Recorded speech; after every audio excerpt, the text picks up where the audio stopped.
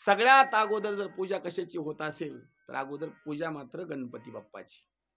आता सांगतो, भरपूर ठिकाणी लग्न जरी जमवायचं म्हटलं, 2 लाख ठरलेला हुंडा, 5 तोळे सोनं, लग्न तुमच्याकडं.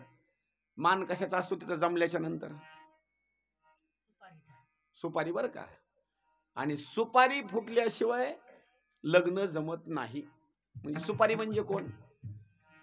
सुपारी म्हणजे गणपती बाप्पा. पहिलं मान त्यांना अगोदर.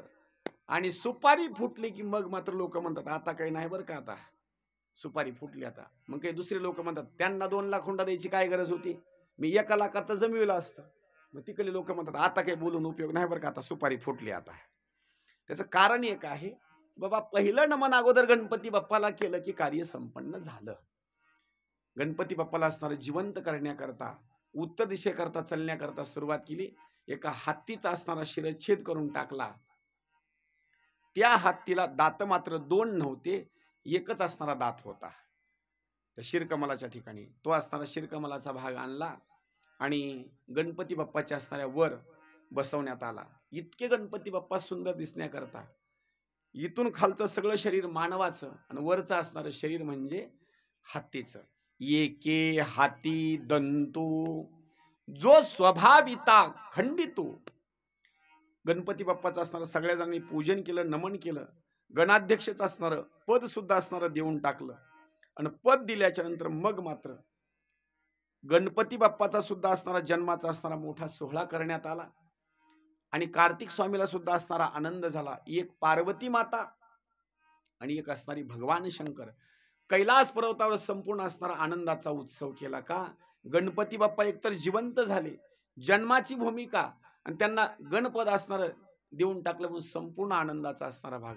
जय घोषामध्ये असणारा त्या ठिकाणी संपूर्ण जणांनी गणपती बाप्पाची असणारी स्तुती करण्याकरता सुरुवात केली. नामदेव महाराजांनी एक सुंदर असणारा अभंग लिहिलेला आहे. लंबोदरा तुझा शोभे शुंडा दंड, लंबोदरा तुझा शोभे शुंडा दंड, लंबोदर तुझा शोभे शुंडा दंड, लंबोदर तुझा शोभे शुंडा दंड. करीतसे खंड दूषिन्नाचा, करीतसे खंड दूषिन्नाचा, चतुर्थ आयुध शोभताती हाती, चतुर्थ आयुध शोभताती हाती, चतुर्थ आयुष्य शोभताते, चतुर्थ आयुष्य शोभताते. भगवान शंकर आणि पार्वती मातेला पुत्र संततीच्या बाबतीमध्ये वर्णन केलं आहे. 2 मुलं. आता हे दोघंही लहान आहेत बरं का. लहान असताना त्यांची बाललीला दोघांची सांगितलेली आहे. हे कसे बाललीला करायचे? त्या कार्तिक स्वामीनं यायचं आणि गणपती बाप्पाच्या सोंडमध्ये बोट घालायचं. दोघं जण आता सख्य भाऊ आहेत नाही. आता सख्य भाऊ असल्याच्या नंतर कार्तिक स्वामीनं यायचं आणि सोंडमध्ये बोट घालायचं. गणपती बाप्पांना रडत जायचं. कोणास रडत जायचं? कुणाकडे जायचं? आता आईकडं. आईकडे रडत जायचं. रडत गेल्याच्या नंतर आईला सांगायचं, आई आई आई आई कार्तिक स्वामीनं माझ्या सोंडमध्ये बोट घातलं. कसं तरी भांडण मिटलं. थोडं अर्धा तास झालं की परत कार्तिक स्वामीनं जायचं, गणपती बाप्पाच्या बिंबीमध्ये बोट घालायचं. हे लेकराचा असणार खेळ आणि सख्खे भाऊ. पण या ठिकाणी इतकं दोघांनी विनोद करायचं की कधी कधी गणपती बाप्पानं जायचं आणि कार्तिक स्वामीचे असणारे ते सगळे शिरकमल मोजण्याकरता सुरुवात करायची. डाव्या साईडकडून एकदा उजव्या साईडकडे जायचं. 1 2 3 4 5 6 आणि त्याला चिडवायचं. 6 तोंडाच्या, त्याला बोलण्याकरता सुरुवात करायची. 12 डोळ्याच्या, त्याला म्हणायचं, चिडवायचे एकमेकाला असं. मग हे भांडण कुणाकडे जायचं? कार्तिक स्वामीनं रडत रडत कुणाकडे जायचं? भगवान शंकराकडे. पप्पा मला गणपती बाप्पा 6 तोंडाचा आणि 12 डोळ्याचा म्हणतो. कधी कधी काय करायचं? परत डोळे मोजण्याकरता सुरुवात करायची. 1 2 3 4 5 6. कधी कधी डोळे 18 व्हायचे. तुम्ही म्हणा 18 कशी काय होणार? त्याचं कारण एक आहे. कार्तिक स्वामीला भगवान शंकरासारखा एक डोळावरी सांगितलेला आहे बरं का. आता बघा डोळे कसे 18 होतात. शिरकमल किती 6, 6 दोन्ही 12 आणि मधला एक एक मोजा आता 18. ते गणपती बाप्पानं वरचे पुन्हा लगेच मोजायचे अगोदर 1 2 3 4 असे मोजी जायचं 18 पर्यंत. परत म्हणायचं 18 डोळ्याच्या, लगेच गणपती बाप्पानं असं बोलले की लगेच भगवान शंकराकडे जायचं, रडायचे. मग भगवान शंकरांनी काय करायचं, त्या कार्तिक स्वामीला समजवण्याकरता उचलायचं, त्याच्या गालावून हात फिरवायचा, त्याला मांडीवर बसवायचं. तोपर्यंत गणपती बाप्पा यायचे. गणपती बाप्पा आले की कार्तिक स्वामीचा हात धरायचा आणि त्याला खाली ओढायचं. कशा करता, गणपती बाप्पाला मांडीवर बसायचं. तितक्याच वेळामध्ये कार्तिक स्वामीला खाली ओढलं की गणपती बाप्पा वरी जाऊन बसायचे. कार्तिक स्वामी रडायचे. कार्तिक स्वामी रडत लगेच आईकडे जायचं. आई, मला मात्र पप्पा मांडीवर बसू देत नाहीत. लगेच पार्वती मातेने त्याला हाताला पकडायचं. अहो, आता गणपती बाप्पाला खाली उतरा आणि याला घ्या मांडीवर. अहो, इतका आनंद काय वर्णन करावं. पार्वती मातेनं स्वयंपाक तयार करायचा आणि भगवान शंकरांनी जेवण करण्याकरता सुरुवात करायची. तेवढ्याच वेळामध्ये गणपती बाप्पा आणि कार्तिक स्वामी यायचे, दोघ जण. ताट एकच, पण एका ताटामध्ये 3 जण जेवण करायचे. कार्तिक स्वामी एक, गणपती बाप्पा एक. कधी कधी काय करायचं, गणपती बाप्पानं असा काला घ्यायचा आणि काला घेतल्याच्या नंतर भगवान शंकराच्या मुखाकडे न्यायचा. भगवान शंकराचं मुख उघडलं की गणपती बाप्पाच्या हातचा असणारा तो प्रसाद खायचा. कार्तिक स्वामीला राग यायचा, पप्पा गणपती बाप्पाच्या हातानं खाल्ला ना, आता माझ्या हातचा एकदा खा. आणि घटना अशी घडायची, कार्तिक स्वामीने एकदा चारायचा, एकदा गणपती बाप्पाने एकदा चारायचा. त्यावेळेला गणपती बाप्पानं सांगायचं, पप्पा आता मला चारा तुम्ही. त्यावेळेला काय करायचं, बरोबर भगवान शंकराने असा काला करायचा, एकदा गणपती बाप्पाच्या सोंडमध्ये द्यायचा आणि एकदा असणारा कार्तिक स्वामीचे द्यायचा. पण घटना अशी घडायची, गणपती बाप्पाला दिला की कार्तिक स्वामी रडायचा, मला अगोदर द्या, मला अगोदर द्या. देवाची काय लीला आहे. दोन्ही हात देवानं ताटामध्ये टाकायचे असे, दोन्ही वर का असे, आणि दोघाला दोन्हीकडे देऊन टाकायचे. इतका प्रेमाची भूमिका, इतकी प्रेमाची भूमिका की काय वर्णन करावं. पार्वती माता आणि भगवान शंकर एकदम आनंदामध्ये. त्याचं कारण एक आहे, ज्यांच्या घरामध्ये लहान लहान लेकर आहेत ना, त्यांचं घर म्हणजे स्वर्ग, बस. आणि कधी सांगतो, घरामध्ये लहान लहान लेकर असले का नाही, घर असं आनंदाचं वातावरण बरं का. आणि ते जागेवर वस्तू कधी ठेवणार नाही, इकडली तिकडं तिकडली इकडं, बस खेळून सगळा धिंगाणा करणार झाले.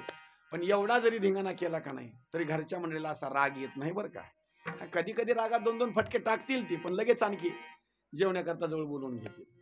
ज्यांचा घरामध्ये लेकर म्हणजे त्यांचं घर म्हणजे गोकुळ. काय वर्णन करावं.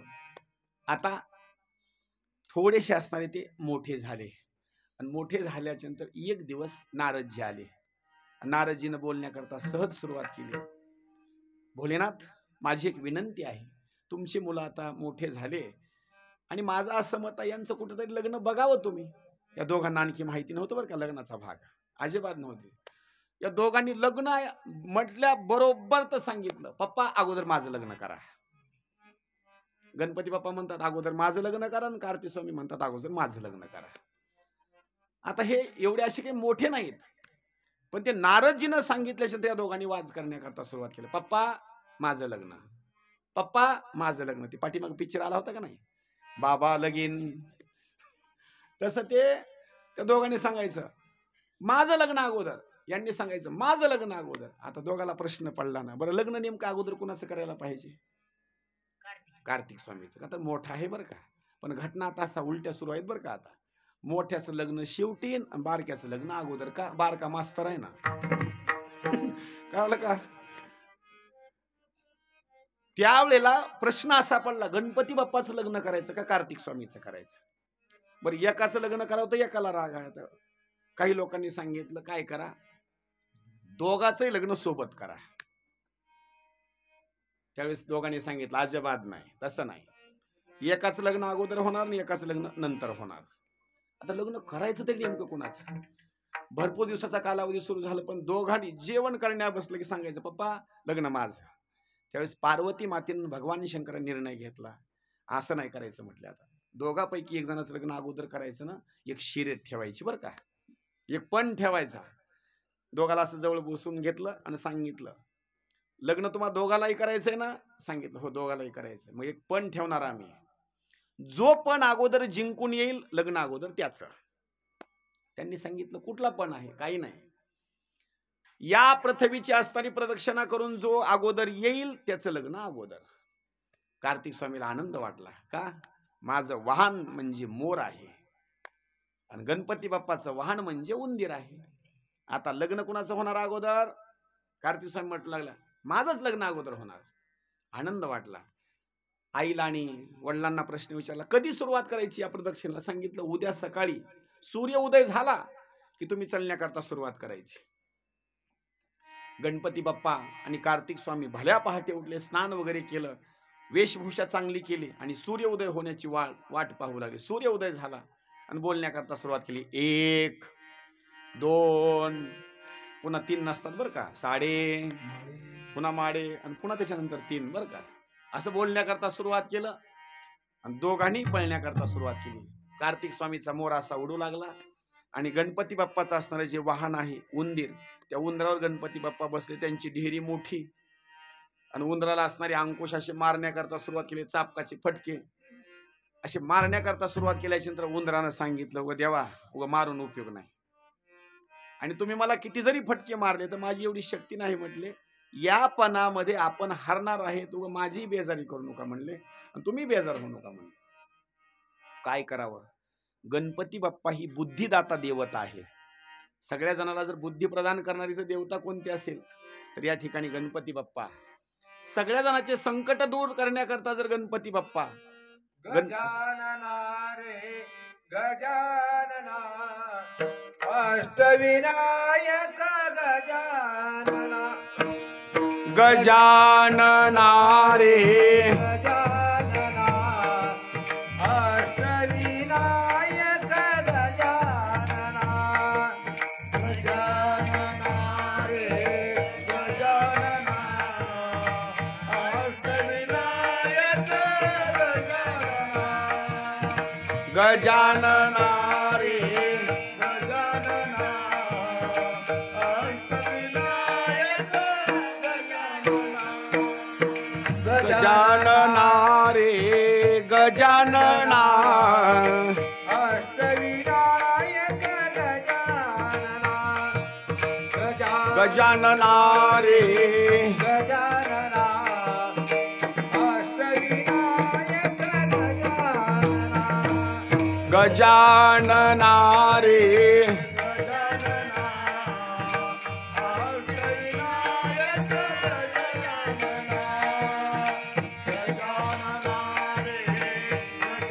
गजानना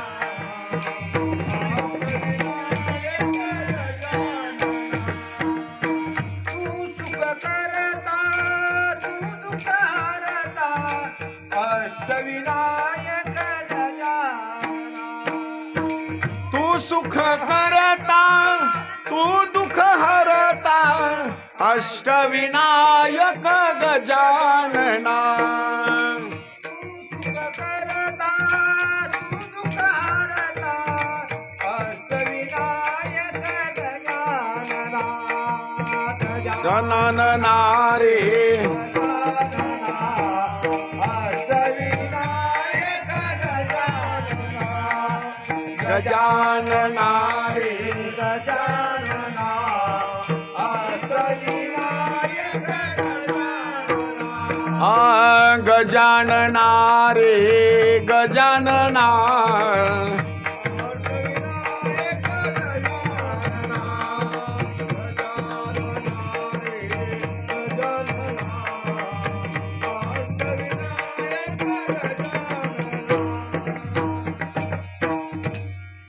सगळ्या जणांचं जर संकट हरणारी जर देवता कोणती असेल तर गणपती बाप्पा.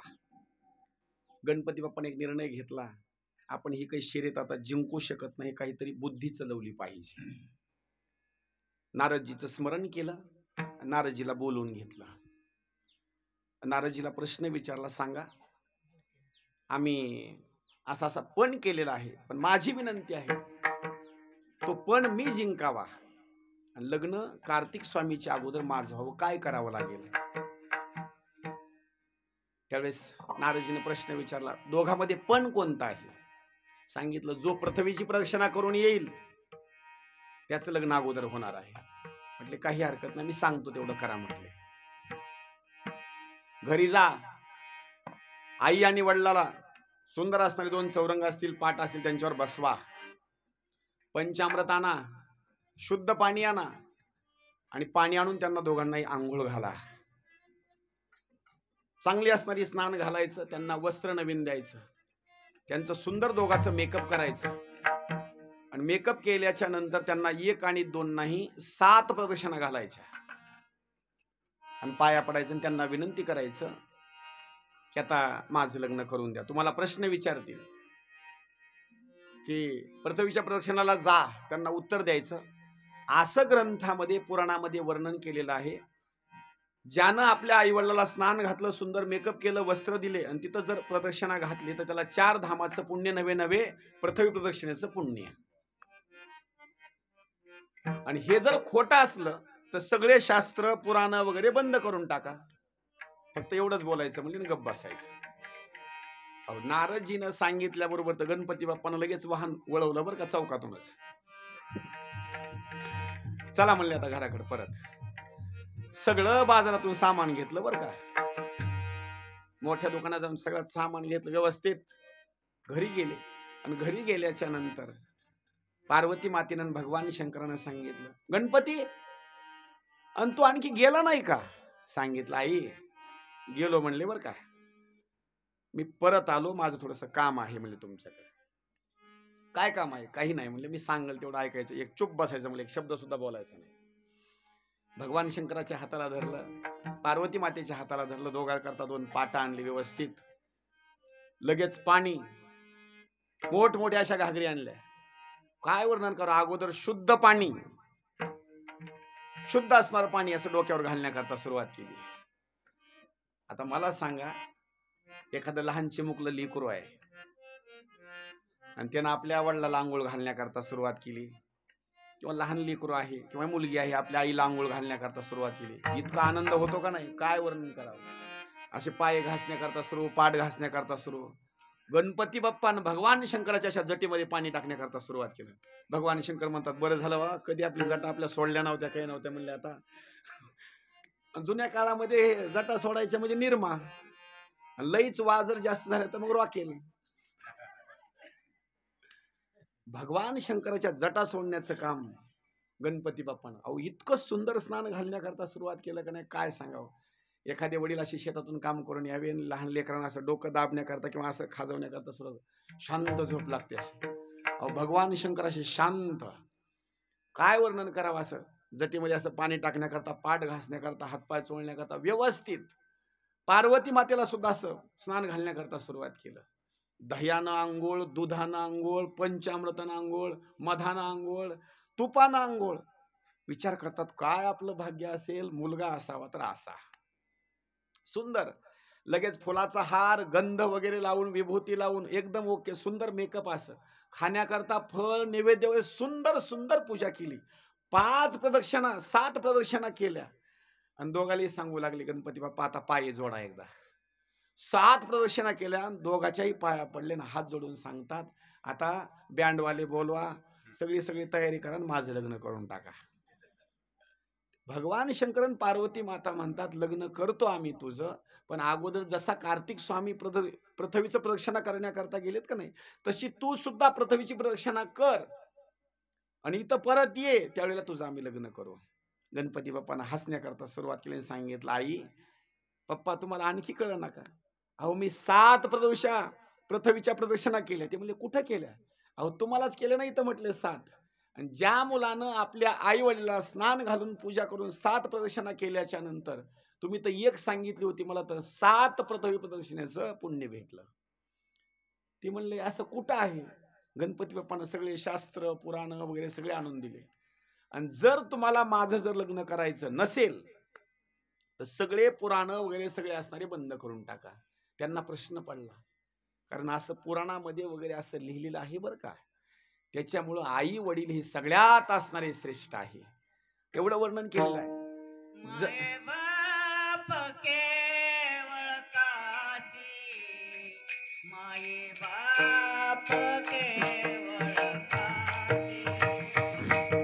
माय बाप केवळ काशी, माय बाप केवळ काशी,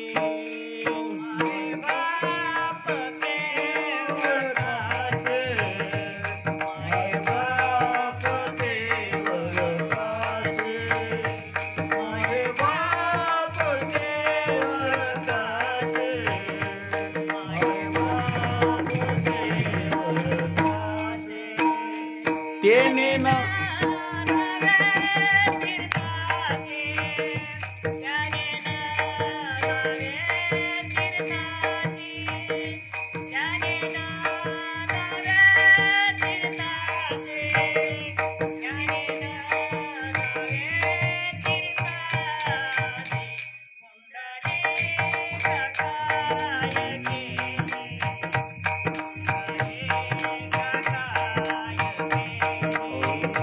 पुंडलिक काय केले,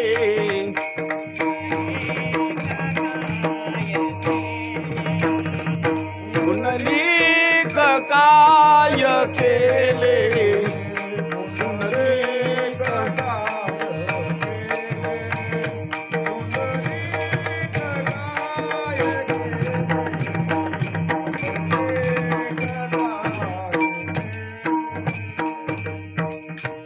माय बाप केवळ काशी आणि तेने नव जावे तीर्थासी. एखाद्या माणसानं 4 धामाच्या यात्रेला गेला आणि आई वडील घरी आहेत, जाताना त्यांच्या दर्शन घेतलं नाही, काही नाही, तिकून आल्यास पण दर्शन घेतलं नाही, खरं सांगतो त्याला पुण्य भेटणार नाही बरं का, अजिबात भेटणार नाही. का? तिकडल्या तीर्थाला जाण्याच्या अगोदर या तीर्थाचं पहिलं दर्शन घ्यायचं आणि मग यात्रा सुरू करायची. तिकून आल्याच्या नंतर सुद्धा पहिलं त्यांचं दर्शन घ्यायचं, यात्रा सफल. त्यावेळेला लग्न करण्याकरता संपूर्ण तयारी केली. विश्वरूपाच्या असणाऱ्या 2 कन्या, एक म्हणजे सिद्धी आणि दुसरी असणारी बुद्धी, गणपती बाप्पाच्या 2 पत्न्या, सुंदर स्वरूपामध्ये असणारा विवाह लावून दिला. कालांतरानं त्या 2 पत्नीच्या पोटी 2 मुलं जन्माला आले. एकाचं नाव क्षेम आणि दुसऱ्याचं नाव लाभ. घटना अशी घडली, गणपती बाप्पाचं लग्नही झालं, 2 पुत्र संततीही झाली आणि हे खेळू लागले. त्याच्यानंतर कार्तिक स्वामी मग पृथ्वीची प्रदक्षिणा करून आले. असं घरामध्ये प्रवेश करणार तोपर्यंत रस्त्यामध्ये नारदजीनं बोलण्याकरता सुरुवात केली. भांडणं लावून द्यायचं काम म्हणजे नारद. जिथं चांगलं घर चालू लागलं का नाही, बस काडी लावून दिली की असे गावगाव काही नारद आहेत बरं का. आणि नारदजी आले, नारदजीनं बोलण्याकरता सुरुवात केली. काय सांगावं कार्तिक स्वामी, खरं जर सांगायचं म्हटलं तर तुमचं लग्न आई वडिलाला होत द्यायचं नव्हतं, तुम्हाला घराच्या बाहेर काढायचं होतं आणि गणपती बाप्पाचं लग्न करायचं होतं. खरं जर प्रेम कुणावर असेल तर तुमच्यापेक्षा गणपती बाप्पावर आई वडिलाचं जास्त प्रेम आहे. कार्तिक स्वामी म्हणू लागले, नाही हो तसं नाही, आई वडील आमचे चांगले आहेत. त्यावेळेला बोलण्याकरता सुरुवात केली, जर आई वडील जर चांगले असते तर खरं तर पण तुम्ही जिंकून यायलात, त्यांनी थांबायला पाहिजे होते का नाही. पण तुमच्या अगोदर गणपती बाप्पाचं लग्नही करून टाकलं, त्यांना 2 पुत्र संतती आहे. खोटं वाटू लागलं. घरी जाऊन पाहिलं तर काय, सगळी सत्य घटना. राग आला कार्तिक स्वामीला. रागाच्या भरामध्ये एक शब्द बोलण्याकरता सुरुवात केली, जर सगळ्या जगताचे भगवान शंकर आणि माता पार्वती असतील, या दोघांना हे कृपाळू सगळं जग समजतं, पण माझ्याकरता मात्र यांनी द्वेत भाव केला आणि माझ्या अगोदर गणपती बाप्पाचं लग्न करून टाकलं. आता इथून पुढल्या कालावधीमध्ये मी लग्न सुद्धा करणार नाही. कार्तिक स्वामीनं त्या दिवशी पण केला बरं का.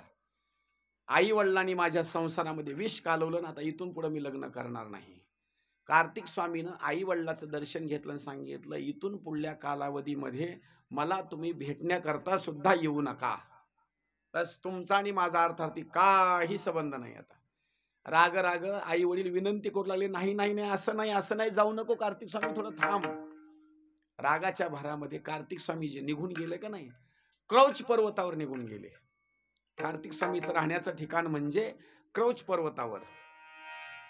आणि तिथं आई वडिलाचं प्रेम किती असतं पहा. तिथं जे लिंग आहे का नाही, तिथं मल्लिकार्जुन नावाचं लिंग आहे. अर्जुन म्हणजे भगवान शंकर आणि मलिक म्हणजे पार्वती, मल्लिकार्जुन. आता तिथं कसे जातात हे सांगतो. कार्तिक स्वामी तिथं गेले, पण तिथं गेल्याच्या नंतर सुद्धा कार्तिक स्वामीने जागा बदलली. म्हणजे आई वडिलांना मला भेटण्याकरता येऊ नये एवढं राग बरं का. आता सुद्धा काही मुलं अशी आहेत, एखाद्या आई वडिलांना काही थोडी चूक केली का नाही, त्यांना बोलत सुद्धा नाहीत अजिबात. पण आई वडिलाचं प्रेम किती आहे सांगतो बरं का.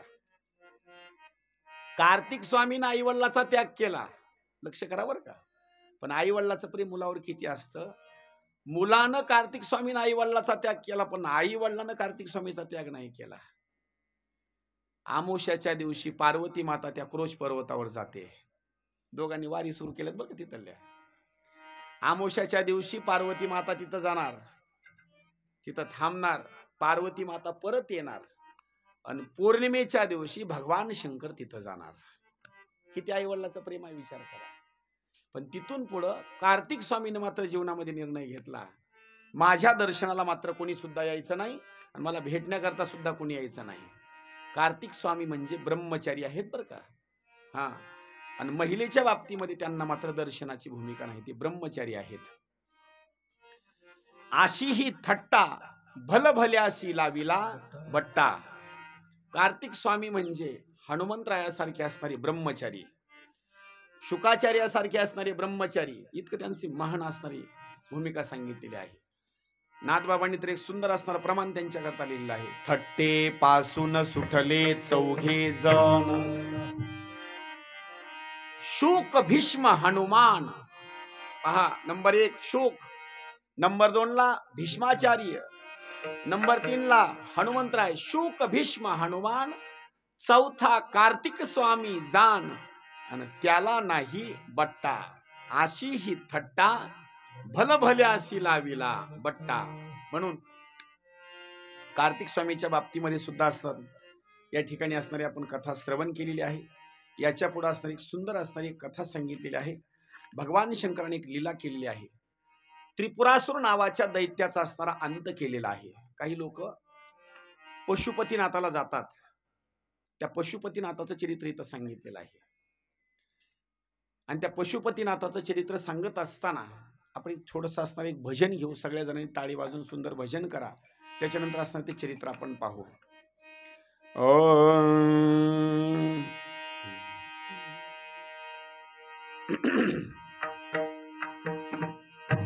उमा शंकर बोलो,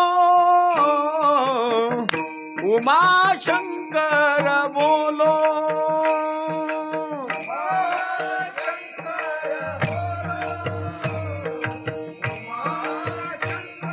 टाळी वाजवा. उमा शंकर बोलो, उमा शंकर बोलो,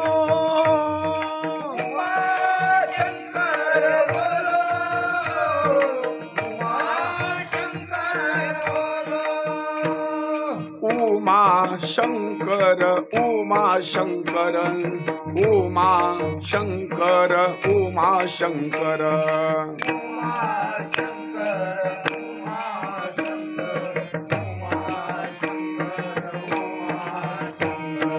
उमा शंकर, उमा शंकर, उमा शंकर, उमा शंकर,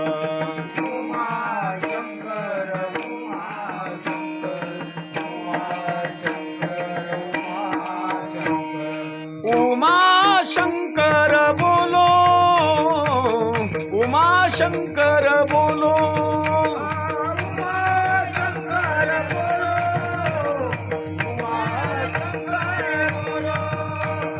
उमा शंकर बोलो,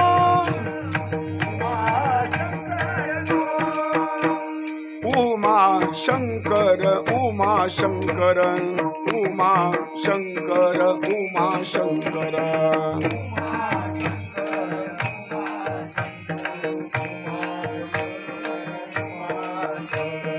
उमा शंकर, उमा शंकर, उमा शंकर, उमा शंकर,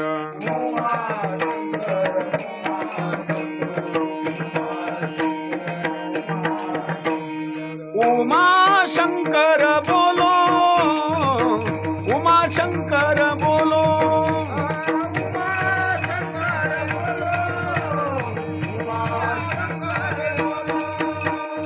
उमा शंकर बोलो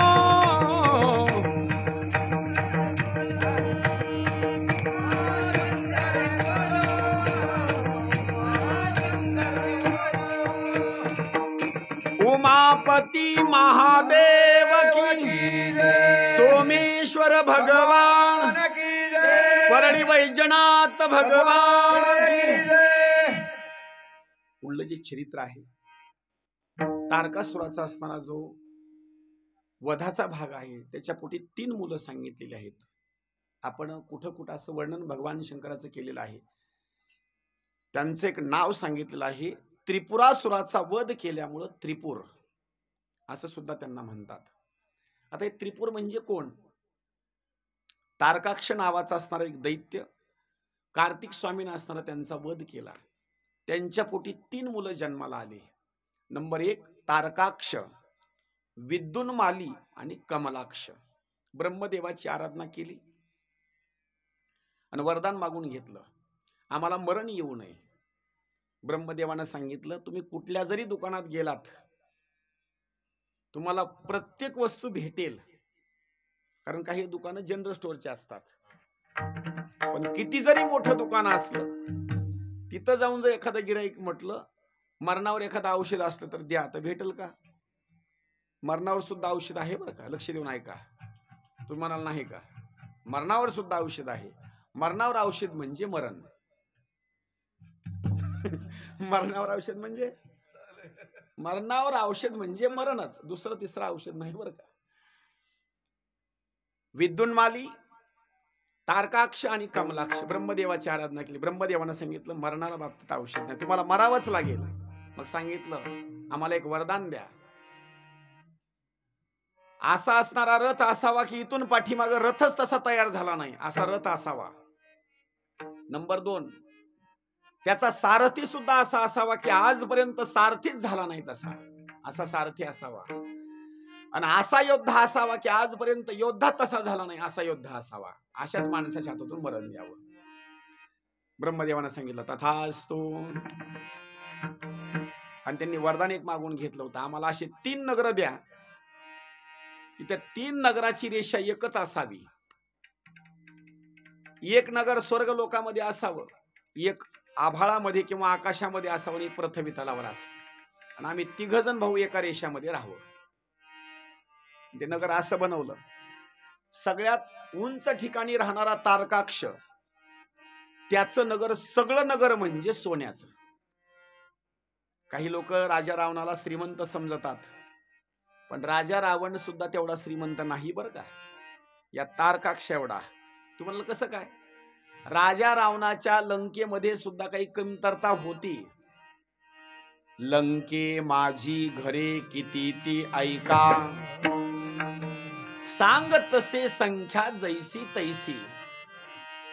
5 लक्ष घरे पाषाणाची जेथे, 7 लक्ष तेथे विटबंदी. कोटी घरे ज्याची, काशा आणि तांब्याची, शुद्ध कांचनाची 7 कोटी.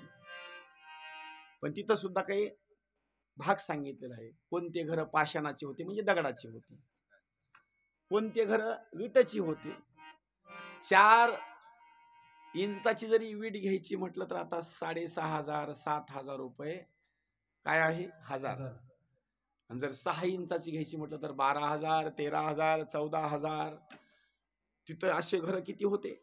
5 लक्ष घरे पाषाणाची जेथे, 5 लाख घर पाषाणाची, 7 लाख घर विटची, कोटी घरी जेचे काशा आणि तांब्याची.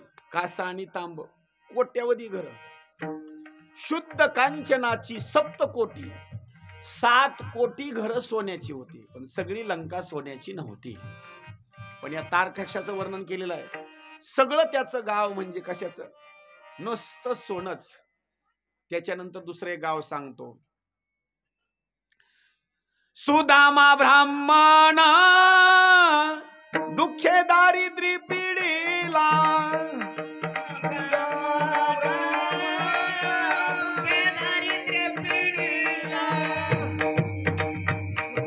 मुष्टीभर पोहे घेवोनी त्याच भेटी लागी गेला वर पोहे घेऊनी त्याच भेटीला गेला.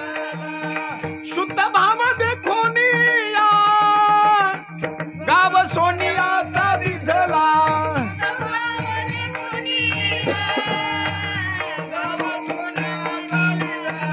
विठोबाचा धर्म जागो त्याच्या चरणी लक्ष लागो विठोबाचा धर्म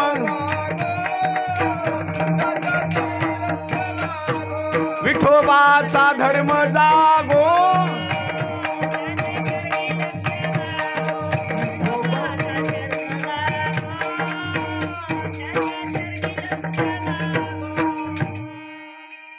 नंबर 1 ला तारकाक्ष, नंबर 2 ला सुदामा. सुदामाच्या नगरीमध्ये पाषाणाचं घर नव्हतं ना विटाचं नव्हतं, सगळे घर कशाचे? शुद्ध भाव देखोनिया गाव सोनियाचा दिधला. म्हणजे सगळं गाव कशाचं? तुम्हाला 350 रुपयाला आणि 400 रुपयाला सिमेंटाचं पोत झालं तरी माय भाव वाढला. लोखंड 100 रुपये झालं, भाव वाढला. एखाद्याने जर निर्णय घेतला सोन्याचंच बांधायचे आता, अजिबात नाही. ते आपल्याला म्हण माहिती की नाही, एका बाईनं सोन्याचाच नवस केला होता, सोन्याचं टोपडं अर्पण करील, झालं नाही बरं का. नावच पोराचं सोनं ठेवलं सोन्याचं टोपडं काढलं आणि देवाला अर्पण करून टाकलं. सोनं म्हणजे एवढं सोपं आहे का? अजिबात नाही. सगळं गाव असणार ते नगर सोन्याचं, विद्युन्माली. तारकाक्ष नंबर 2 चा असणारा तो म्हणजे विद्युन्माली. त्याचं गाव सांगितलं लोखंडाचं. लोखंड सुद्धा कमी समजू नका बरं का. लोखंडाचा भाव सुद्धा 100 पर्यंत गेला. याच्या पुढे सांगितलेलं आहे दुसरं असणारं जे गाव सांगितले लोखंडाचं एक सोन्याचं एक आणि एका भावाचं नगर सांगितलं ते म्हणजे चांदीचं. तिघजण भाऊ. घटना अशी घडली, यांनी कहर केला असा अत्याचाराचा. आणि मग मात्र देवता मंडळींनी भगवान शंकराकडे गेले आणि सांगितलं देवा तुम्ही त्यांचा असणारा अंत करा. भगवान शंकरांनी सांगितलं काही हरकत नाही, तसा एक रथ बनवा. इतका सुंदर रथ बनवला ना, काय वर्णन करावं त्या रथाचं. आजपर्यंत तसा रथच बनला नाही, असा रथ बनवला. बोलू नका जरा कमी जोरात. रथ बनवला आणि रथ त्याच्याच्या नंतर सारथी कुणाला बनवायचं? ब्रह्मदेवाला सांगितलं तुम्ही सारथी बना. आजपर्यंत ब्रह्मदेव कुणाचे सारथी बनले नाहीत. त्यावेळेला सांगितलं भगवान शंकर त्या दैत्याचा अंत करण्याकरता रथामध्ये विराजमान झाले. पण भगवान शंकरांनी सांगितलं त्या दैत्यांना मारतो, पण माझी एक अट आहे. मला जर तुम्ही पशुपतीचा अधिकार देत असाल, मला जर राजा बनवत असाल तरच त्या दैत्याला मारणार, नाही तर मारणार नाही. ऐका बर का. सगळे भगवंत असणारे बोलल्याच्या नंतर नाराज झाले. भगवान शंकरांनी हसून सांगितलं नाराज होऊ नका. पशु म्हणजे कुणाला म्हणतात माहिती का? पशु म्हणजे बैल, गाय किंवा एखाद्या वेळेस उंट असेल, घोडा असेल, याला पशु म्हणतात. याच्या पुढे आणखी एक सांगतो, त्यांनाही पशु म्हणतात. आणि भगवान शंकरांनी सांगितलं मानव आहेत का नाही, देवता मंडळी वगैरे सगळे, यांना सुद्धा पशुच म्हणतात. आपण सगळे जीव, आणि या जीवाचा राजा जर कोण असेल तर तो म्हणजे देव. भगवान शंकरांनी सांगितलं सगळे जीव म्हणजे पशु, आणि त्याचा राजा म्हणजे पती, म्हणजे मालक. म्हणजे मला तुम्ही आजपासून जर पशुपतीचा अधिकार देता असाल तर त्या दैत्याला मी मारणार. अर्थ लक्षात आला. आणि अर्थ लक्षात आल्याच्या नंतर मग मात्र गोष्ट कळाली. पशुपतीचा अधिकार द्या. आपण सुद्धा 4 धामाची यात्रा करत असताना जातो का नाही? पशुपतीनाथाला जे जातो का नाही? पशुपतीनाथ म्हणजे कोण? पशुपतीनाथ म्हणजे दुसरं तिसरं कोणी नाही, भगवान शंकराचाच असणारा एक अवतार आहे पशुपतीनाथ. आता इथं युद्ध खेळण्याकरता गेले 3 नगर भगवान शंकरांनी एका रेषामध्ये आणले, आणि एकाच बाणामध्ये 3 नगरांना असा बाण मारल्याच्या नंतर 3 जणांचा सुद्धा अंत करून टाकला. आणि तिथून पुढे बोलण्याकरता सुरुवात केली त्या दैत्याने, देवा आमचा वध नाही केला तर आमचं जन्म मरणाच्या असणाऱ्या फेऱ्या तुम्ही चुकवून टाकल्या. म्हणून सगळ्या देवता मंडळींनी भगवान शंकराच्या अंगावर असणारी पुष्पवृष्टी करण्याकरता सुरुवात केली. बोलिए उमापती भगवान, बोलिए उमापती भगवान, एक दिवस विष्णू भगवान आणि बृहस्पती दोघ जण भगवान शंकराचं दर्शन घेण्याकरता निघाले. दोघांची परीक्षा घेण्याकरता भगवान शंकरांनी काय केले, का साधू महात्म्याचं रूप धारण केलं आणि त्यांची परीक्षा घेण्याकरता काय केलं, रस्त्यामध्ये असे उभा राहिले. भगवान विष्णू आले आणि बृहस्पती आले, पण दोघांनी काय केलं, रस्ता असणारा अडवल्याच्या नंतर तिथं मात्र काही वेळेला वर्णन केलेलं आहे, इंद्र भगवान सुद्धा आले. इंद्र भगवंताला राग आला आणि रागाच्या भरामध्ये त्या साधू महात्म्याला बोलण्याकरता सुरुवात केली, अरे बाबा रस्ता सोडून बाजूला थांब ना. ते साधू महात्मा म्हणजे भगवान शंकर रस्ता सोडून थांबले नाहीत. रागाच्या भरामध्ये विष्णू भगवंतांनी नवे नवे त्या इंद्रानं असं काय केलं, शस्त्र घेतलं मारण्याकरता सुरुवात केली. साधूचा वेश धारण केलेल्या भगवान शंकराने हात वरच थांबवला. असा शक्ती आहे. बृहस्पतीनं स्तुती करण्याकरता सुरुवात केली. इतका राग इतका राग, राग आल्याच्या नंतर रागाच्या भरामध्ये भगवान शंकरांनी काय केलं, तेवढा राग सगळा असणारा तो काढला राग आणि नेत्राचा असणारा तो अग्नी समुद्रामध्ये टाकून दिला. समुद्रामध्ये टाकून दिल्याबरोबर समुद्राला तो राग सहन झाला नाही. समुद्रामधले मासे सुद्धा मरू लागले. इतका अग्नीचा असणारा भाग. त्याच वेळेला त्या समुद्रानं काय केलं, तो सगळा भगवान शंकराचा अग्नी असा साईडला आणला. तेवढ्याच वेळामध्ये त्या अग्नीमधून जो प्रगट झाला त्याचं नाव जालंधर.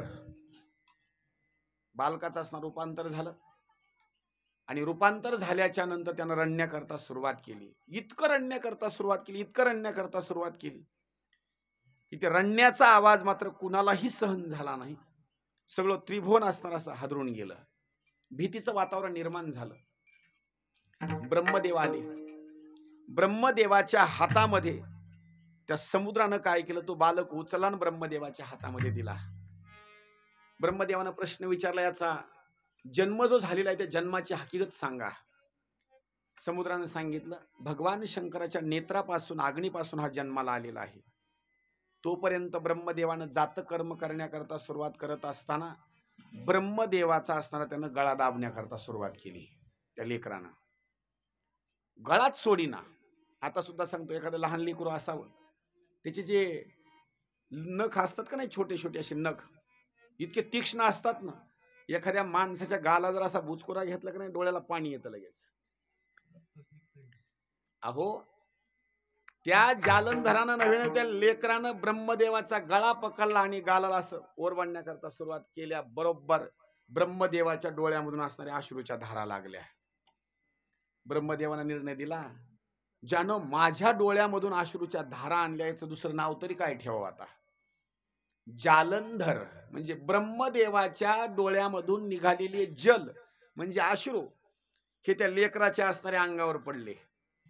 तेवढे अश्रू त्या लेकरानं सहन केले म्हणून त्याचं नाव ठेवलं जालंधर. समुद्रानं सांगितलं, याचं काही भविष्य सांगा ना. ब्रह्मदेवानं सांगितलं, इतका शक्तिशाली होईल, ह्या इतका शक्तिशाली होईल की भगवान विष्णूला सुद्धा युद्धामध्ये हरवून टाकील. एवढंच नाही, पुढं कालांतरानं याचा विवाह झाल्याच्या नंतर याची जी पत्नी आहे ती पत्नी मात्र पतिव्रता निघेल. त्या पत्नीचं नाव सांगितलं वृंदा. याचं नाव जालंधर, पत्नीचं नाव वृंदा. एक दिवस हा कुणालाच ऐकणार नाही. शेवटी याचा जन्म जिथून झाला त्याच्याच हाताने याला मरावं लागेल. जन्म कुठून झाला?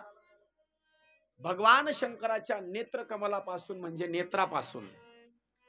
आणि त्या जालंधरला जर कुणा मारला असेल तर भगवान शंकरानेच त्याला मारलं. सगळी भविष्यवाणी सांगितली. समुद्राकडे मुलाला असणारं सुपूर्त केलं. कालांतरानं काल नेमी म्हणायचा असणारा राक्षस आणि त्या राक्षसाची असणारी कन्या म्हणजे वृंदा, त्या वृंदेसोबत असणारा त्या जालंधराचा असणारा विवाह झाला. आनंदामध्ये असणारे दोघ जण राहू लागले. एक दिवस आणि विवाह झाल्याच्या नंतर आनंदामध्ये संसार चालू आहे. आणि संसार चालू असताना एक दिवस सभा अशी भरली. सभा भरल्याच्या नंतर राहू म्हणायचा असणारा जो दैत्य आहे सभेमध्ये बसला होता, पण त्याला मात्र शिर नव्हतं. सहज प्रश्न विचारला, या राहूला शिर का नाही? शुक्राचार्याने सांगितलं, देवी दैत्य सागर मंथन पै केले, त्या माझी अवचित जे हलहल उठिले, ते त्वा असुरपणी प्राशन केले, निळकंठ नाम प्रसिद्ध झाले. समुद्रामधून 14 असणारे रत्न निघाले आणि त्या रत्नाचा स्वीकार देवता मंडळींनी केला. नव्हे अमृत निघाल्याच्या नंतर देवता मंडळी असताना ते प्राशन केलं. पण राहू नावाच्या दैत्यानं पित असताना विष्णूनं काय केलं, सुदर्शन चक्रानं असणार याचं शिरकमल उडवलं. त्या जालंधराला राग आला आणि राग आल्याच्या नंतर गोष्ट लक्षात आली, खरे जर रत्न कुणाचे असतील तर सगळे रत्न हे माझे आहे. त्याचं कारण ऐका बरं का. आता जालंधराचा जन्म कुठून झाला? समुद्रामधून. जालंधराची आई आणि वडील जर सांगायचे म्हटलं तर जालंधराची आई सुद्धा समुद्र आणि वडील सुद्धा समुद्र. आणि समुद्रामधून जेवढे निघालेले रत्न आहेत ते म्हणजे समुद्राचे. पण समुद्राचा मुलगा जालंधर असल्यामुळं जालंधर मुलाला हे सगळे रत्न माझे आहेत. काय केलं? विष्णू भगवंताकडे, इंद्राकडे, सगळ्या जणांकडे असणारे पत्रिका पाठवून दिल्या, दूत पाठवून दिले, जेवढे रत्न आहेत तेवढे रत्न परत मला आणून द्या, नाहीतर युद्धाला तयार व्हा. इंद्रानं मात्र रत्न परत दिले नाहीत. युद्ध करता असताना तो तयार झाले. घनघोर असणारं युद्ध सुरू झालं. त्या घनघोर युद्धामध्ये इंद्र भगवंत असणारे हारले. सगळेजण शरण गेले विष्णू भगवंताला आणि शरणागती करण्याकरता सुरुवात केली. चक्रधरा विश्वंभरा गरुड ध्वजा करुणाकरा सहस्रपादा सहस्रकरा क्षीरसागरा शेष नयना कमल नयना कमलापती कामिनी मोहना मदन मूर्ती भवतारका धरिताक्षिती वामन मूर्ती त्रिविक्रमा. भगवान विष्णूची विनंती केली. भगवान विष्णू सांगू लागले, काय अडचण आहे? सांगितलं, जालंधरासोबत तुम्ही युद्ध खेळण्याकरता सुरुवात करा. भगवान विष्णूने युद्ध खेळण्याकरता सुरुवात केली. घनघोर असणारं युद्ध झालं. पण त्या युद्धामध्ये भगवान विष्णू सुद्धा हरले. भगवान विष्णू हे चतुर आहेत. देव चतुर किंवा चतुरा तो शिरोमणी गुण लावण्याची मुकुट सकळ मणी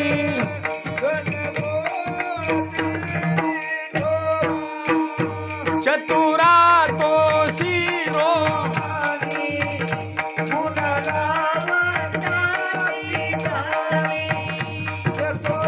मुकुट सकळ मणी धन्य तो जीवितो. भगवान विष्णू हुशार. भगवान विष्णूनी जालंधराला प्रश्न विचारला, बाबा मी तुझ्यावर प्रसन्न आहे, तुला काही वरदान मागायचं असेल तर वरदान मागून घे. त्यावेळी जालंधरानं हसून सांगितलं, देवा मला जर वरदान द्यायचंच असेल तर एक वरदान द्या. माझ्या बहिणीच्या सहित तुम्ही सासरवाडीला येऊन राहायचं. लक्ष करून ऐका बरं का. माझ्या बहिणीच्या सहित तुम्ही दोघांनी सासरवाडीला येऊन राहायचं. तुम्हाला असं कसं काय? त्याचं कारण सांगतो बरं का. भगवान विष्णू समुद्रामध्ये जर का राहत असेल तर त्याचं दुसरं तिसरं काही कारण नाही बरं का. भगवान विष्णूची सासरवाडी जर कोणती असेल तर कोणती? समुद्र सासरवाडी आहे बरं का. तुम्हाला असं कसं काय? त्याचं कारण एक आहे. भगवान विष्णूच्या पत्नीचं नाव काय? लक्ष्मी. बर, लक्ष्मीचा जन्म कुठून झाला? नाही, कमळातून नाही. कमळातून नाही, समुद्र मंथनातून लक्ष्मीचा जन्म आहे. मग लक्ष्मीचे आई वडील जर सांगायचे म्हटलं तर समुद्र. आणि जालंधराचा जन्म जर कुठून झाला असेल तर जालंधराचा जन्म सुद्धा समुद्रामधूनच झालेला आहे. मग लक्ष्मी आणि जालंधर कोण? बहीण भाऊ बरं का. त्या जालंधरानं सांगितलं, माझं एवढं प्रेम बहिणीवर आहे, एवढं बहिणीवर प्रेम आहे की तुम्ही तिकडे राहताना माझी विनंती आहे, आता तुम्ही तिकडे थांबायचं नाही. माझ्या बहिणीनं आणि तुम्ही दोघांनी काय करायचं, क्षीरसागराच्या ठिकाणी समुद्रामध्ये येऊन राहायचं, आनंदामध्ये राहायचं. आता मला सांगा, वरदान दिल्याच्या नंतर येऊन राहावं लागलं का नाही? त्या दिवसापासून भगवान विष्णू आणि माता लक्ष्मी त्या क्षीरसागराच्या ठिकाणी समुद्राच्या ठिकाणी राहतात. आता परत ऐका, गेले होते देवता मंडळीचं संकट दूर करण्याकरता. घटना ऐका बरं का, गेले होते संकट दूर करण्याकरता, पण यांनी पक्ष बदलला आणि गेले कुठं राहण्याकरता? आता जालंधराच्या नगरीमध्ये, म्हणजे सासरवाडीमध्ये. आणि काही जवाई काही असे आहेत ते सासरवाडीमध्ये निवांत थांबतात बरं का. जागा तिथंच घेणं, जमीन तिथंच घेणं, तिथंच राहणं. त्याचं कारण भगवान विष्णू सुद्धा जर कुठं राहत असतील तर सासरवाडीमध्ये आनंदामध्ये राहिले. पुढे घटना अशी घडली, सगळ्या देवता मंडळींनी भगवान शंकराकडे गेले आणि प्रार्थना केली, देवा आता आमचं संकट दूर दुसरं कुणीच करू शकत नाही, तुम्ही जालंधराच्या सोबत युद्ध खेळा. सांगितलं काही हरकत नाही, युद्ध खेळतो मी. पण जालंधर म्हणजे एवढा साधारण नव्हता. आणि जालंधराच्या शरीरामध्ये शक्ती जर कुणाची असेल, त्याचं एकमेव कारण सांगितलं जातं, फक्त जालंधराच्या शरीरामध्ये शक्ती एका कारणामुळे होती की जालंधराची पत्नी म्हणजे वृंदा पतिव्रता होती. आणि पतिव्रता असल्यामुळं जालंधर हा कुणाच्याही हाताने मरत नव्हता. त्याचं वरदानच असं होतं, जोपर्यंत वृंदाचं सतीत्व किंवा पतिव्रता जोपर्यंत नष्ट होत नाही, भ्रष्ट होत नाही, तोपर्यंत जालंधर मरणार नव्हता. घटना अशी घडली, भगवान शंकराचं आणि जालंधराचं घनघोर युद्ध सुरू झालं. भगवान शंकर सुद्धा मरत नाही तर जालंधर सुद्धा मरत नाही. घनघोर युद्ध. जालंधराने एक षडयंत्र केलं.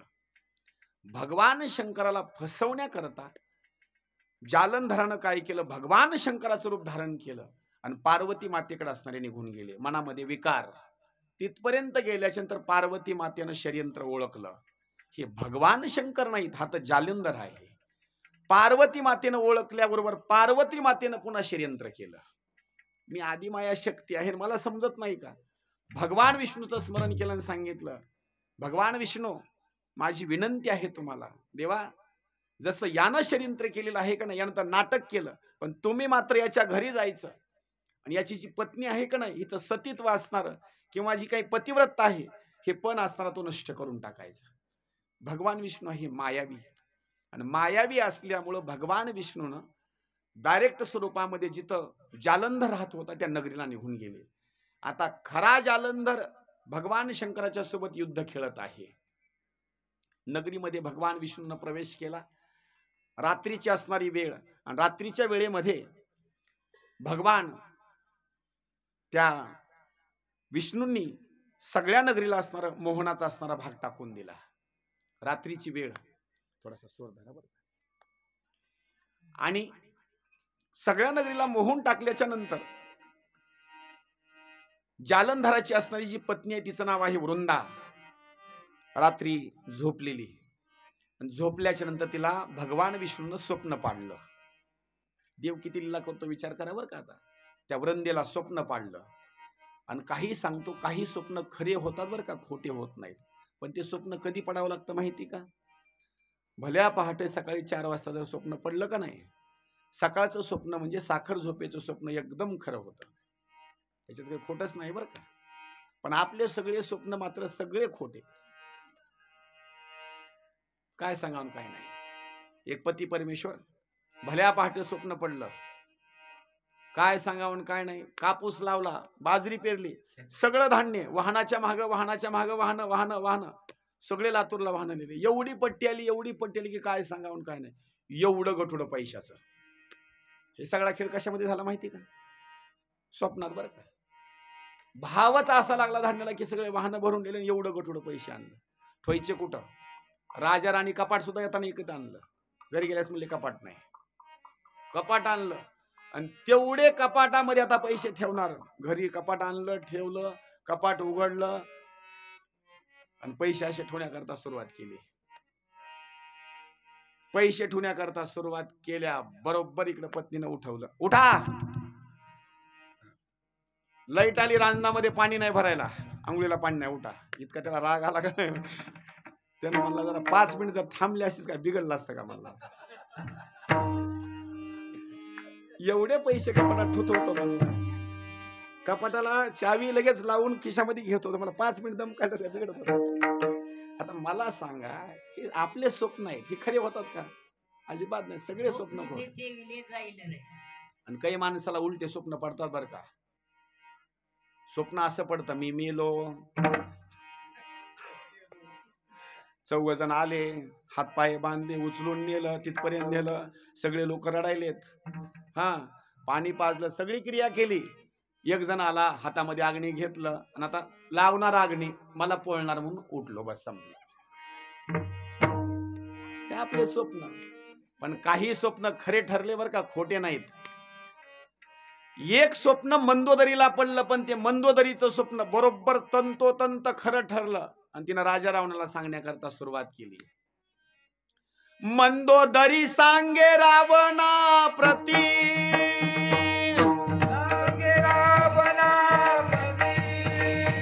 स्वप्न मी देखिले मध्यरात्री,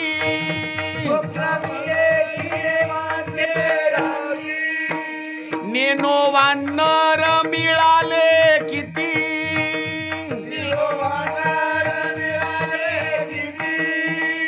शिळा सागरू बांधिला,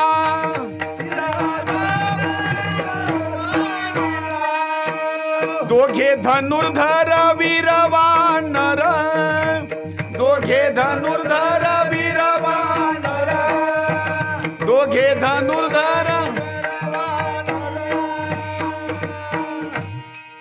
मंदोदरीला स्वप्न पडलं.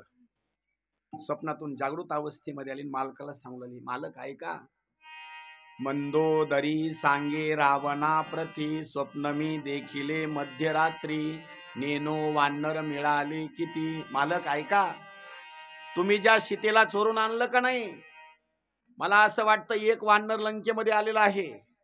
आलतं का नाही वानर एक लंकेमध्ये? हनुमंतराय, मला असं वाटतं एक वानर लंकेमध्ये आलेला आहे. घरोघर शोध करत आहे बर का, आणि घरोघर शोध करून ते अशोक वाटिकेमध्ये गेलेला आहे. तिथं सीता मातेसोबत काहीतरी बोललेलं आहे, तिथून परत आलेला आहे. तुमची दाढी मिशी तिनं जाळलेली आहे, सगळी लंका पिटून दिलंय, परत वानर गेलं. ते खरं आहे का खोटं आहे? सगळं खरं आहे बरं का. परत गेलं, परत गेल्याच्या नंतर पुन्हा एकटं नाही आलं,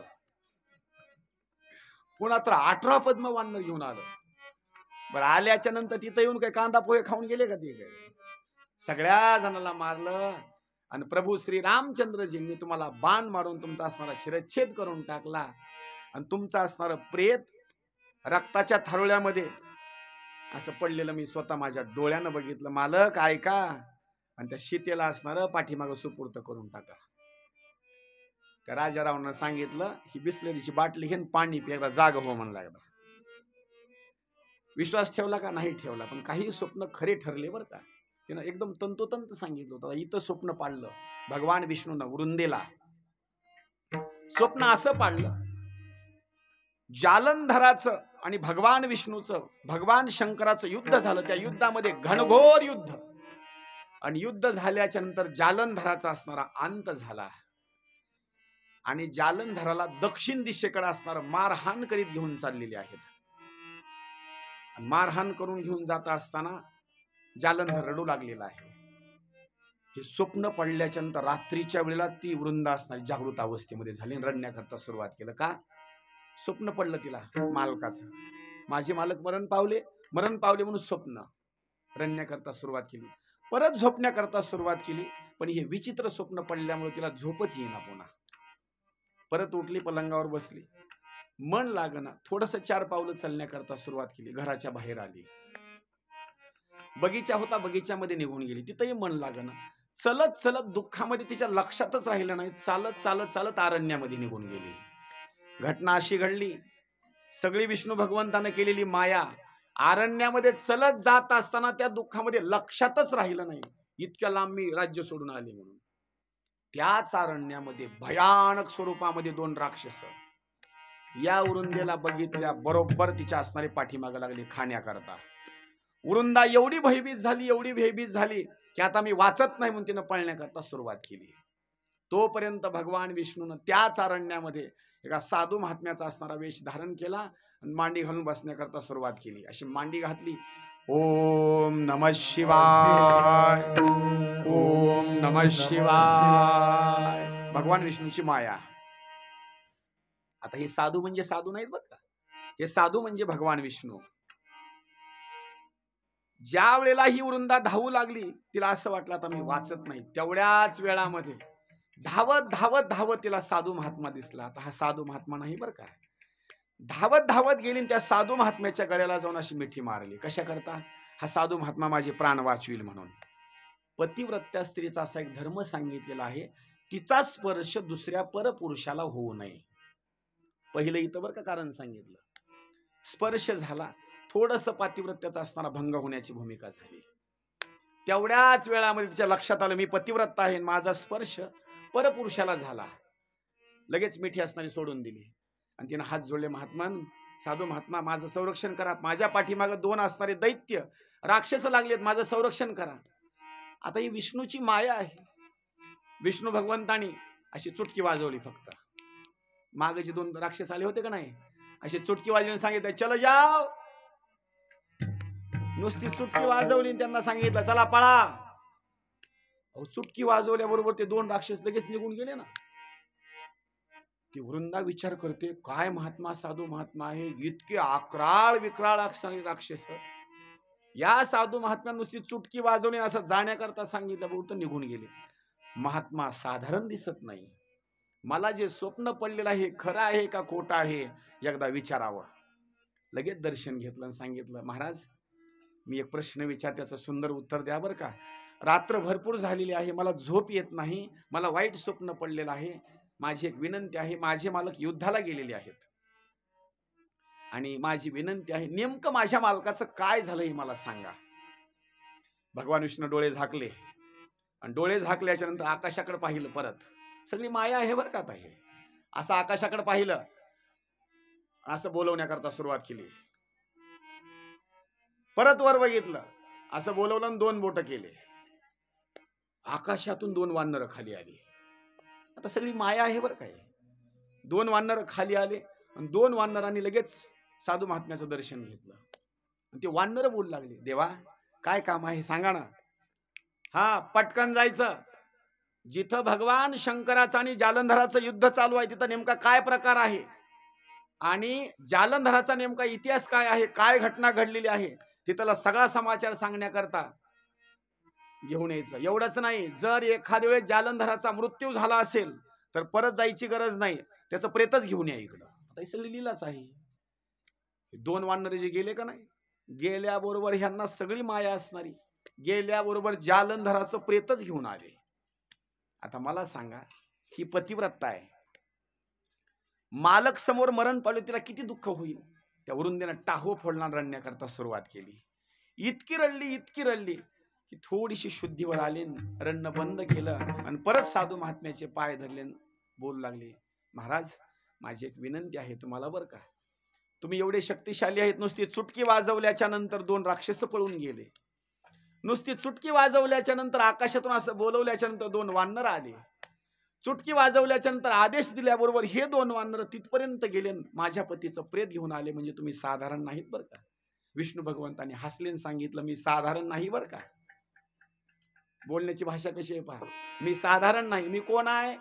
मनातली मनात म्हणतात मी विष्णू आहे, मी मायावी आहे. एक काम करा ना, माझ्या मालकाला जिवंत करा. विष्णू भगवंतांनी माया रूप धारण केलेली. त्यांनी सांगितलं, मेलेल्या माणसाला जिवंत करता येत नाही. परत रडण्याकरता सुरुवात केली, माझी विनंती आहे, मी पतिव्रत आहे, माझ्या मालकाला तुम्ही जिवंत करा. आता देवाला ती लीलाच करायची होती. सारखी विनंती करत असताना विष्णू भगवंतांनी सांगितलं, काही हरकत नाही, मी साधू आहे आणि एखाद्याला जर दुःख झालं असेल तर त्याचं दुःख कमी करण्याचा मला प्रयत्न केला पाहिजे. जे का रंजले गांजले त्यासी म्हणे जो आपुले, तोची साधू ओळखावा, देव तेथेची जाणावा.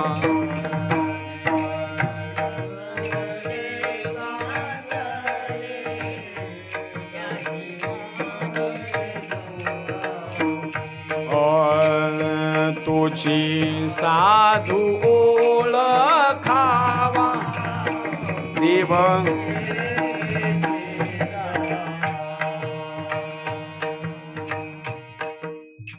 साधू महात्म्याने सांगितलं, नाहीतर मी साधू कोणत्या कामाचा आहे? दुःख जर कमी करत नसेल तर काही हरकत नाही. वृंदा, काळजी करू नको, 1 मिनिटामध्ये तुझ्या मालकाला उठवतो. भगवान विष्णूने काय केलं? मंत्र बोलण्याकरता सुरुवात केली आणि जालंधराला उठवलं. आता जो मेलाच नाही, ही सगळी माया आहे. जालंधर उठले आणि पती पत्नी 2 जण असणारे भेटले. आता ऐका बरं का, ज्याला उठवलं तो जालंधर नाही, ज्याला उठवलं तो जालंधर नाही, ज्याला उठवलं आणि जो जागृत अवस्थेमध्ये आला ती म्हणजे भगवान विष्णूची माया. आता ज्याला उठवलं म्हणजे तो भगवान विष्णू आहे. हे रूप टाकून दिलं. साधू महात्म्याने सांगितलं, वृंदा आता मी चलतो बरं का. आता काम केलं आणि निघाले, आपलं जेवढं कार्य करायचं होतं तेवढं. सगळी माया. वृंदा आणि जालंधर, त्या वृंदेला माहिती नाही की हा जालंधर आहे, पण तो मात्र भगवान विष्णू. 1 आणि 2 नाही, 1000 वर्षाचा कालावधी निघून गेला. आनंदामध्ये असणारा संसार केला. पण काही कालावधी निघून गेल्याच्या नंतर एक दिवस वृंदा विचार करते, माझे जी मालक होते का नाही जालंधर, त्यांना तर वांग्याची भाजी आवडत नव्हती. हा तर बाबा टोपलं टोपलं खातोय. नेमका भाग नेमका काय आहे? बर, यांना मीठ जमत नव्हतं, हा मीठही खातोय. बरोबर. म्हणजे ज्या काही गोष्टी आहेत आपल्या मालकाच्या पत्नीला सगळ्या माहिती असतात बरं का. कालावधी एवढा निघून गेल्याच्या नंतर काही गोष्टी मात्र लक्षामध्ये येऊ लागल्या. जीवन जगत असताना माझे मालक कधी कधी माझ्यावर राग करीत होते, पण एवढा कालावधी निघून गेला माझ्यावर यांनी कधी सुद्धा राग केला नाही. नेमकं कारण काय आहे? मनामध्ये शंका निर्माण झाली. शंका निर्माण झाल्याच्या नंतर एक दिवस वृंदेनं स्पष्ट शब्दामध्ये बोलण्याकरता सुरुवात केली, नेमकं तुम्ही कोण आहेत या अगोदर मला सांगा. त्या विष्णूने हात जोडून सांगितलं, मी जालंधरच आहे. खरं सांगा कोण आहेत तुम्ही? भगवान विष्णूने सांगितलं, मी जालंधरच आहे. अजिबात नाही, तुम्ही जालंधर नाहीत. नाही वृंदा, मी जालंधरच आहे. खरं सांगा नाही तर शाप देईल. शाप म्हटल्याच्या नंतर विष्णूने मात्र मूळ रूप प्रगट केलं आणि सांगितलं, वृंदा मी विष्णू बर का. देवा असं का केलं हो तुम्ही? मी एक पतिव्रता असणारी स्त्री आणि माझं पातिव्रत असणार तुम्ही नष्ट करून टाकलं, असं का? त्याचं कारण एक आहे वृंदा, जर तुझं पतिव्रता असणारं पद जर मी शिल्लक ठेवलं असतं तर या जगामधल्या जेवढ्या महिला आहेत का नाही, तुझा असणारा जो मालक आहे जालंधर, एकाला सुद्धा जिवंत ठेवलं नसतं. कारण अनेक लोकांना त्यानं वध केला असता आणि अनेक महिलाला विधवा बनवला असता. म्हणून मला तुझ्या पतीला मारण्याकरता हे कार्य करावं लागलं. त्यावेळेस त्या वृंदेचं प्रेम आपल्या पतीवर किती आहे हा भाग ऐका. त्या वृंदेनं भगवान विष्णूला शाप देऊन टाकला. ऐका देवा, सुरुवातीला तुम्ही मला फसवलं, सगळ्यात अगोदर तुम्ही मला फसवलं ना. फसवत असताना स्वप्न पाडलं, स्वप्न, आणि स्वप्न पाडत असताना या स्वप्नामुळे असणारी घटना घडली आणि ते स्वप्न सुद्धा असणार खरं ठरलं बरं का. तुम्हाला सुद्धा राम अवतारामध्ये असणारा जाण्याच्या अगोदर स्वप्न पडेल. रामाला सुद्धा स्वप्न पडलं होतं अगोदर. नंबर 2, इथं 2 राक्षसामुळे असणारी तुम्ही मला भीती दाखवली. तुम्हाला सुद्धा 2 राक्षसामुळे पुढे असणारी भीती निर्माण होईल. कोण 2 राक्षस? एक म्हणजे मारीच आणि एक म्हणजे राजा रावण. या दोघांमुळेच तुमच्या जीवनामध्ये असणारं दुःख निर्माण होईल. कारण इथं वृंदेच्या जीवनामध्ये दुःख जर कुणामुळे निर्माण झाला असेल तर 2 राक्षसामुळे. तुम्ही मला फसवत असताना 2 वानर बोलवले तुम्ही आणि ते वानर बोलवल्याच्या नंतर वानराच्या हातामध्ये तुम्ही काम असणारं सोपवलं ना. लक्षात ठेवा, याच वानराचं सहकार्य तुम्हाला पुढं होईल. लक्षात ठेवा, माझ्या आणि माझ्या पतीचा असणारा तुम्ही वियोग केला. वियोग केला ना. वियोग केल्याच्या नंतर माझ्या चारित्र्यावर जर कलंक कुणा लावला असेल तर माझ्या चारित्र्यावर कलंक लावला तुम्ही. कालांतरानं तुमच्या सुद्धा चारित्र्यावर कलंक लावील राजा रावण. म्हणजे सीतेवर चारित्र्यावर कलंक कुणा लावला? राजा रावणाला. सीता पतिव्रता आहे पण तरी सुद्धा तिच्या चारित्र्यावर कलंक जर कुणाचा बसला असेल तर राजा रावणाचा. या वृंदेनं शाप दिला आणि शाप दिल्याच्या नंतर वृंदेनं सांगितलं, आता मी मात्र जिवंत राहणार नाही, मी मात्र स्मरण करत करत करत असताना असा देह सोडून देणार. भगवान शंकराचं भगवान विष्णूचं स्मरण केलं आणि तिनं असताना तो देह सुपूर्त करून टाकला. पुढं वर्णन केलेलं आहे. इकडं वृंदेनं असणारा देह समर्पित केला आणि तिकडं भगवान शंकरांनी त्रिशूळ हातामध्ये घेतला आणि जालंधराचा असणारा वध करून टाकला. पुढे एक कथा सांगितली जाते. इतकं प्रेम भगवान विष्णूनं वृंदेवर केलं होतं ना, की त्या वृंदेच्या सोबत राहिल्यामुळं भगवान विष्णूला सुद्धा मायेनं असणारं आवरण टाकून दिलं. एका जनार्दनी माया किंवा सुनले झटका माया का, डुबाया प्रेमारत सबका. सगळ्या जगाला भगवान विष्णूची माया मोहून टाकते, पण त्या भगवान विष्णूला सुद्धा मायेनं मोहून टाकलं. म्हणजे ती माया म्हणजे वृंदेची. विचार करा, जिथं वृंदा असणारी अग्नीला समर्पित झाली, तिची राख झाली शरीराची, आणि राख झाल्याच्या नंतर भगवान विष्णूचं प्रेम एवढं वृंदेवर की देवानं पुन्हा स्नान